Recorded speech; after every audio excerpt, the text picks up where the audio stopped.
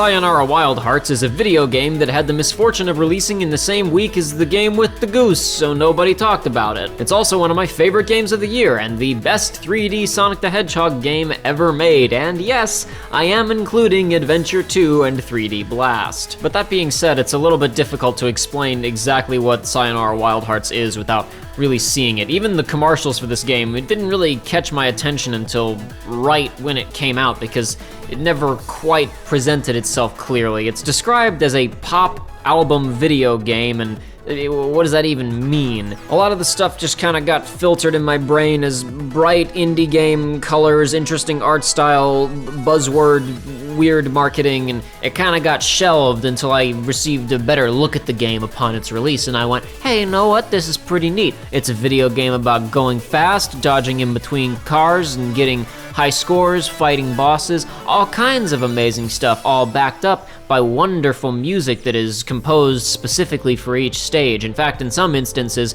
the music was actually composed first, and then the levels were designed around the music, and you may already be saying to yourself, okay, all right, Sonic has good music. Sonic is about going fast, but you see, the reason this game qualifies for consideration as best 3D Sonic is because, well, it has even more features that you would expect from a Sonic game. Going fast through rings, amazing new music for each stage, sudden changes to completely different mechanics, Game Boy tie-ins, levels that devolve into near total abstraction, a narrative that doesn't make any sense, references to the major arcana. I know that's actually Persona, but Persona is in Sonic now, so whatever. Evil robotic animals, furries, chasing after a pretty blue butterfly. Wait, no, that's still Persona. Evil robotic furries, motorcycles with guns, Cadillacs, humans kissing animals. I could go on, but as you can see, Sayonara Wild Hearts has already checked all the most important boxes that you could want from a Sonic the Hedgehog game. But in all seriousness, what I actually really like about Sayonara Wild Hearts is that it's taking a lot of the design ideas about the various 3D Sonic the Hedgehog games that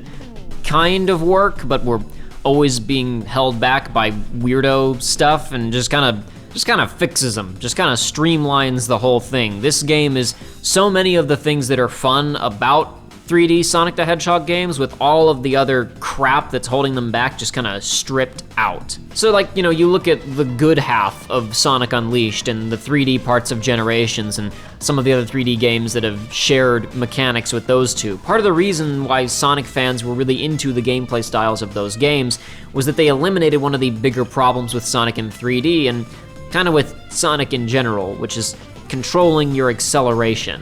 The laws of physics dictate that the faster an object is moving, the harder it is to control, and the name of the game with Sonic is reacting to obstacles and challenges at a high speed. But with occasionally restrictive cameras and way too many ways to interact with the system, running any given Sonic level perfectly often becomes more of an exercise in memorization than twitch reflexes. The gameplay styles of some of the recent Sonic games have tried to address this issue by simplifying things a bit. 3D sections have now become more about switching between distinct lanes and reacting to threats that you can clearly see coming, thanks to a camera that always stays where it's supposed to be. I mean, even Sonic Forces kind of understood this. Actually, on the subject of Sonic Forces, Sayonara Wild Hearts will also only take you about 1 to 2 hours to complete, but Sayonara Wild Hearts has this great extra feature called not costing $40. So anyway, Sayonara is out to provide basically the same experience as those games. Going fast, reacting quickly to obstacles, finding secrets and optimal routes through a level. But the design of the game does a lot more to support that experience. For one thing, you don't control your acceleration or the camera in any way. That means they're always giving you just enough time to react to incoming obstacles and framing those obstacles in a clear way. This, combined with the fact that you don't have to worry about running out of lives and any deaths will instantly restart you just a few seconds before whatever killed you, leads to a significantly less frustrating first-time experience than many of the Blue Blur's outings. But that really just feeds into something that I've felt about Sonic games for quite some time. This has been a problem for as long as the series has existed, really, but Sonic tends to get bogged down in things that just aren't a part of what makes Sonic fun. Slow, clunky platforming, occasional puzzle solving, and often you feel like the games are designed in such a way that they really demand you to slow down.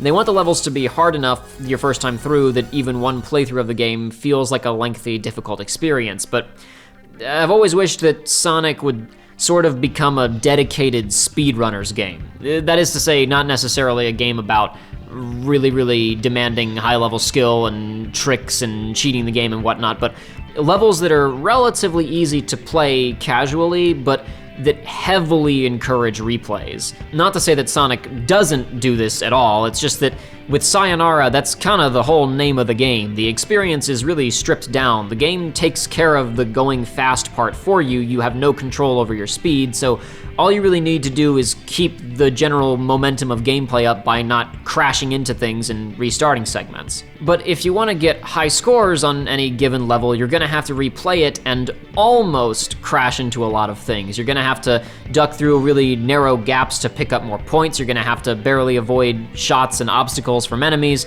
so that you can get extra points for near misses and stuff like that. You have to play risky, but then still keep the momentum up to do well. And with Sonic games on this front of, running levels again to get high scores, I've always felt like there was a kind of a level of abstraction between the audience and the ranking systems. Like, there are so many ranks and meters and things counting up and tallying your score in different levels that have different objectives. In Sayonara, it's always really clear how many points you have, since there isn't a time bonus or anything like that tied to each level. You lose points when you die, and you gain points when you do cool things or pick up hearts. So pick up as many hearts as you can and do as many cool things as you can without dying, and that's how you get the best ranks. Did you make it through a level without dying and you still didn't get a gold rank? Then take more risks, get more points. You still not making it? Play the level a few more times and hunt down the silver coins, because they're worth a ton of extra points, and then plan out your run so you can get all of them. But going after all the silver coins will probably result in a few more deaths, since they're usually kind of difficult to acquire, so get ready to restart if you have to. Oh, and you can restart in like 2 seconds, and you don't have to worry about losing a life. By the time that you've learned a level well enough to get the gold rank, a really interesting transformation has occurred.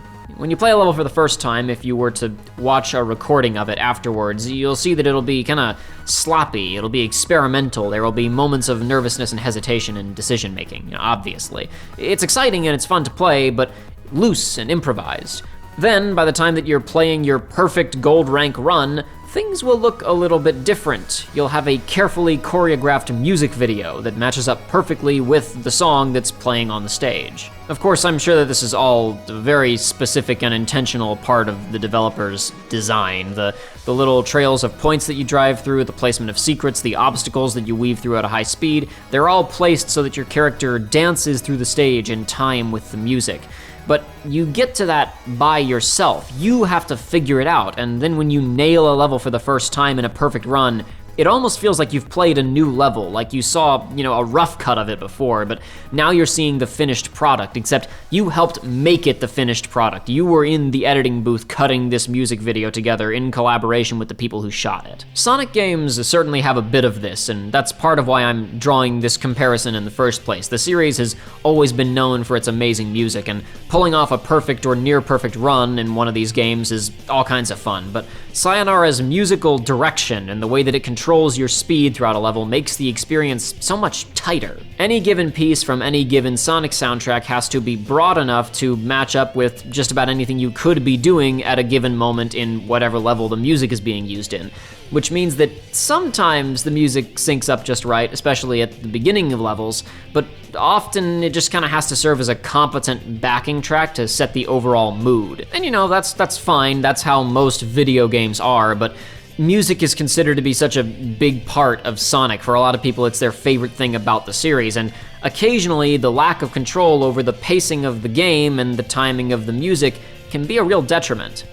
The final boss of Sonic Adventure is a great example of this. If you manage to play the level just right, the lyrics wind up matching pretty well with your attacks against the boss, but if you screw up even a little bit, the rhythm of the sequence is thrown completely off, and then it transitions phases and the music just cuts off. Wherever it is in the track, it just stops, and then it plays a different piece of music entirely for the second phase. In Sayonara Wild Hearts, this ain't a problem. The music can speed up or slow down, the lyrics can sync up with the action on screen, etc., etc., etc., because the music and the levels were designed for each other. Everything matches up. It makes the ending of the boss stages especially satisfying, where you can finally catch up with this guy you've been chasing the whole time, and you gotta mash, and the music's building up. I'm gonna go! thought you could run from me? No! Woo! Ah, that was a good level. But for real, like years ago when I was picturing, you know, what Sonic could do to work in 3D, to be fun, to provide the experience that people want without all the weird hang-ups, I envisioned something very similar to Sayonara Wild Hearts, just not nearly as good as this game actually is. In many ways, Sayonara really does feel like someone sat down and said, hey, you know that half of Sonic Unleashed that was good? What if we just like made a video game that was only that stuff? And also, like, what if we locked your acceleration and then designed the experience for each level to synchronize perfectly with the music? That's what Sayonara Wild Hearts is. And that's why it's the best 3D Sonic game. Gold rank.